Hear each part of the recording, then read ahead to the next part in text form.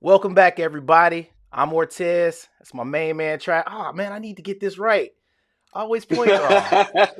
But we are back for another edition of Terminology Tuesday.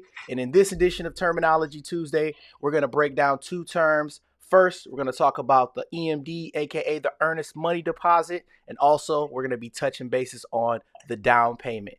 So grab a pen and a piece of paper and your favorite beverage, and we'll get right into it.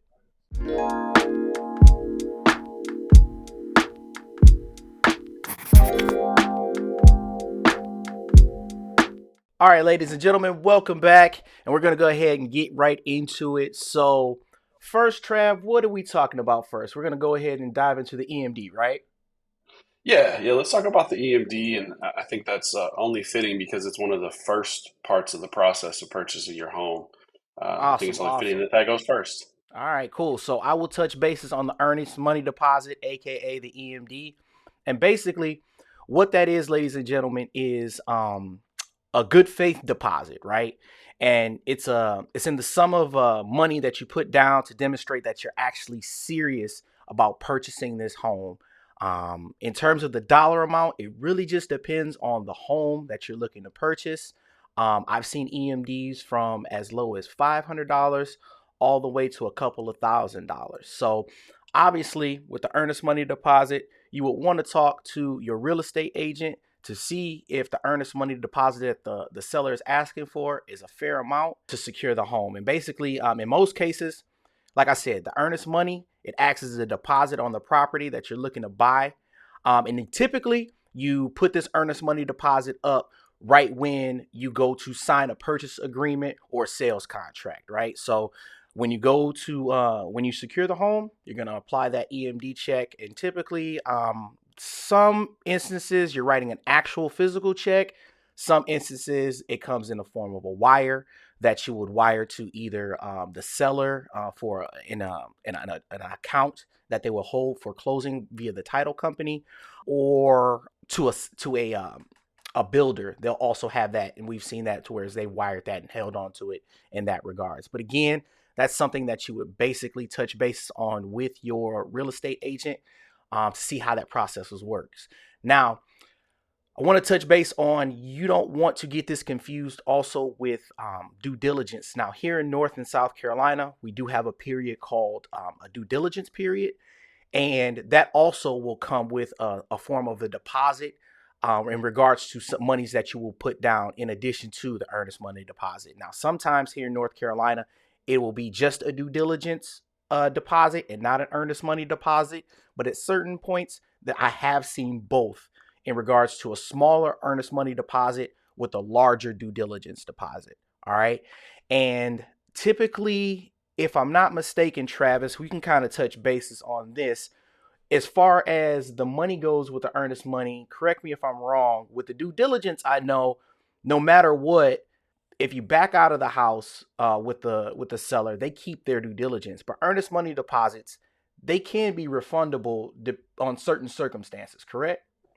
It can be. Most of your contracts today are going to be contingent upon financing approval.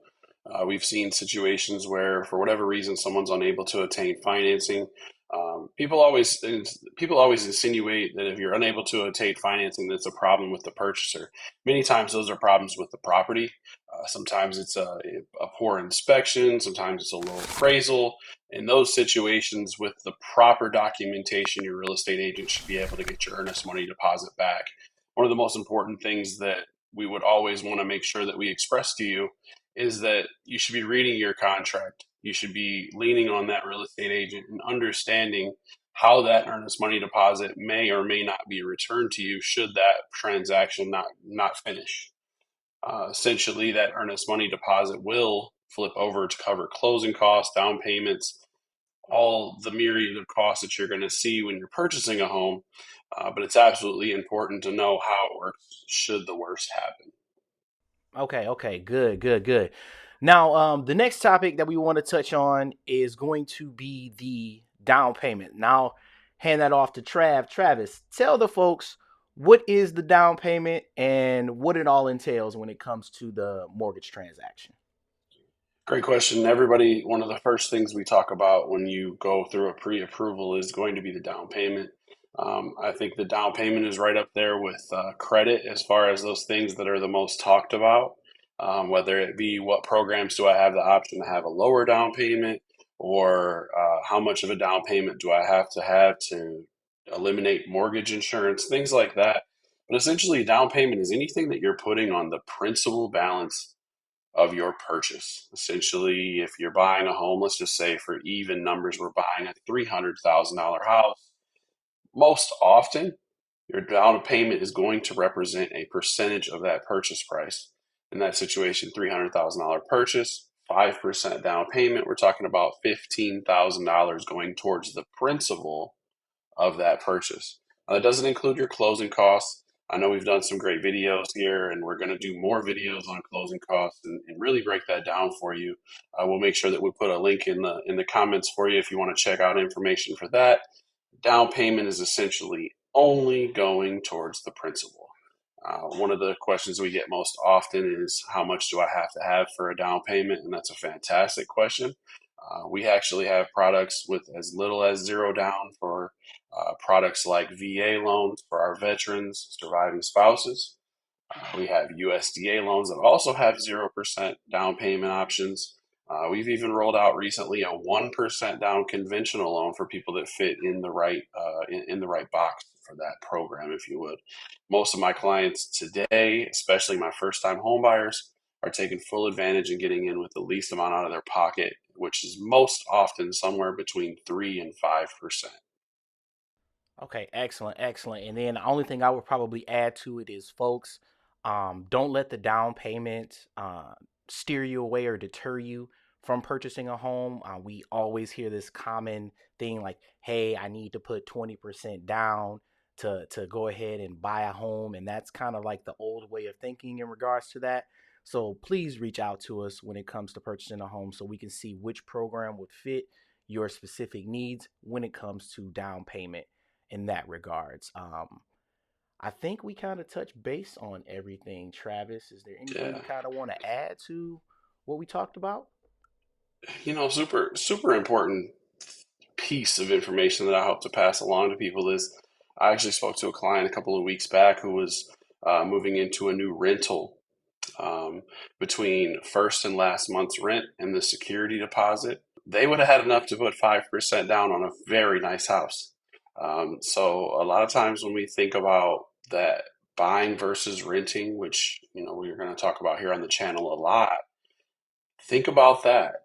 How much money are we shelling out in these security deposits, first and last month's rent, things like that? So many people who really don't think they can be home buyers, you're already doing so much of the heavy lifting as a renter. If home buying is something that you hope to do, reach out to us and let's talk it over. Don't ever let a down payment scare you away from a dream that you have. And we hope that with this channel, we're going to be able to provide this type of content for you, and one day make those dreams a reality. Wonderful, wonderful. So that wraps up today's topics, ladies and gentlemen. Again, if you found this information to be useful and valuable to you, make sure you hit the like, subscribe, and that bell notification so you can get updated on all the times that we upload new content. But with that said, my name is Ortez. That's Travis, and we are your favorite LOs. Till next time, folks. See you.